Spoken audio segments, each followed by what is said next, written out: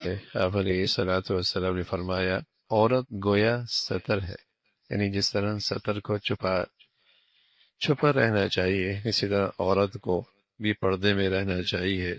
جب وہ باہر نکلتی ہے تو شیاطین اس کو تاکتے اور اپنی نظروں کا نشانہ بناتے۔ عورت، اللہ کے نبی صلی اللہ علیہ وسلم فرمایا کرتے کہ آپ نے عورت کے لیے باہر نکلنے کی اجازت دی ہے، لیکن بضرورت باہر نکلنے کی اجازت دی ہے، اور بے ضرورت عورت کا باہر نکلنا باعث فتنہ ہے۔ یہاں اللہ کے نبی صلی اللہ علیہ وسلم فرمانے لگے عورت جو ہے وہ سطر ہے۔ عورہ عربی زبان میں اس چیز کو کہتے ہیں اور جسم کے اس حصے کو کہتے ہیں جس کو چھپانا اور پردے میں رکھنا ضروری۔ عورت عربی زبان میں اس چیز کو کہتے ہیں، اس حصے کو کہتے ہیں جسم کے جس کو چھپانا ضروری ہے، اور اس کا کھولنا اس کے لیے عیب ہے۔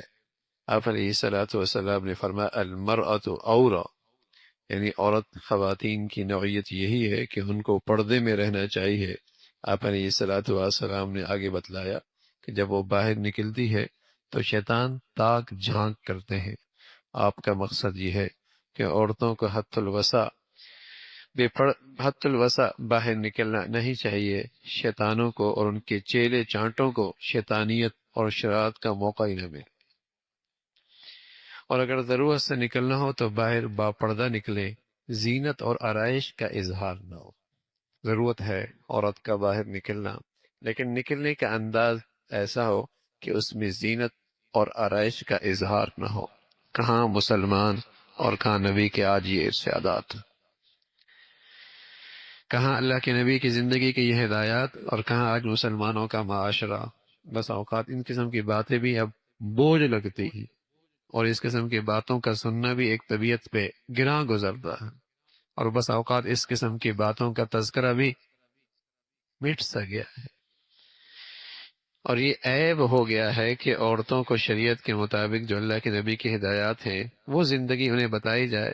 کس دور کی باتیں کر رہے، کس زمانے کی باتیں کر رہے؟ لیکن اللہ کے نبی کی ہدایات سے روگردانی کا نتیجہ یہ ہے کہ آج گھروں میں اعتماد کی زندگی ختم ہوتی چلی جاتی، اس لیے کہ جس معاشرے میں عورت اور مرد شریعت کی معاشرتی احکامات پہ عمل نہیں کرتے، وہاں ازواجی زندگی کا سکون ختم ہو جاتا ہے، وہاں ازواجی رشتوں کا آپس کا اعتماد ختم ہو جاتا ہے، وہاں آپس کی میاں بیوی کی زندگی کے تعلقات کی خوبصورتی ناپید ہو جاتی ہے۔ اس بے پردگی کی سزا یہ ہے کہ ہنستے بستے گھر ٹوٹنے لگتے۔